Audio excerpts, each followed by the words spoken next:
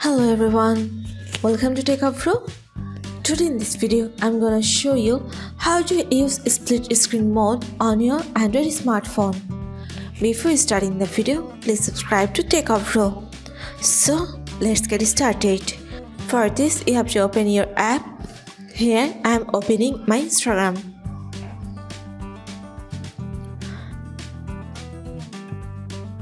Now press this button.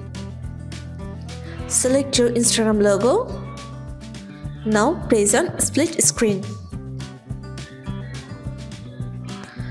Now select your another app.